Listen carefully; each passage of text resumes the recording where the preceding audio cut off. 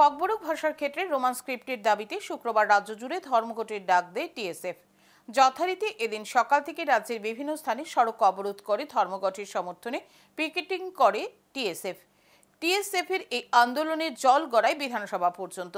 এদিন দফায় দফায় বিধানসভায় ছুটেন তীব্রামথা সুপ্রিমো প্রদ্যোৎ। বিধানসভার অধিবেশন চলাকালীন ভিজিটার গ্যালারিতে বসে দলের বিধায়কদের ইশারা দিতে দেখা যায় ওনাকে। হয়তো ভেবেছিলেন এদিন কোনো সমাধান সূত্র বের হয়ে যাবে, আর তারপর তিনি বিধানসভা থেকে বেরিয়ে এসে নিজের দলের ছাত্র সংগঠনের কাছে নিজেকে হিরো হিসেবে পরিচয় দেবেন, কিন্তু শেষ পর্যন্ত তা আর হলো না। একসময় বিধানসভার প্রশ্নোত্তর পর্ব শেষে জিরো আওয়ারে ককবরক ভাষার ক্ষেত্রে রোমান স্ক্রিপ্টের দাবির বিষয়টি উত্থাপন করেন। মুখ্যমন্ত্রীর স্পষ্টীকরণ জানতে চান বিধায়ক রঞ্জিত দেববর্মা। জবাবে মুখ্যমন্ত্রী বলেন, ককবরক ভাষার ক্ষেত্রে রোমান স্ক্রিপ্ট নিয়ে পূর্বেও বহু আলোচনা হয়েছে। যে কোনো ভাষা স্ক্রিপ্টের ক্ষেত্রে রাজ্য সরকার সম্মত রয়েছে।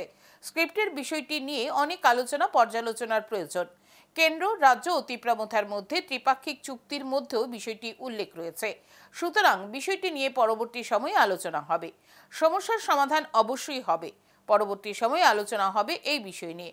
আলোচনার পর চূড়ান্ত সিদ্ধান্ত হলে তাতে সরকারের কোনো আপত্তি নেই, কিন্তু বিধানসভায় দাঁড়িয়ে স্ক্রিপ্টের বিষয় নিয়ে শুক্রবার চূড়ান্ত কোনো কিছু বলা সম্ভব নয় বলে জানান মুখ্যমন্ত্রী।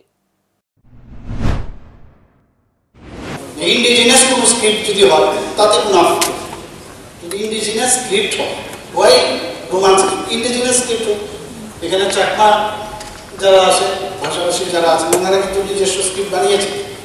তো এইভাবে চলছে কথাবার্তা। আমি এগেইনস্টে বলছি না, কথা হচ্ছে প্রস অ্যান্ড কন দেখে আমি এতটুকু বলতে পারি যে এটা একটা নিশ্চয়ই আমরা একটা জায়গায় আমরা আসবো এবং নিশ্চয়ই তার সমাধান হবে। কারণ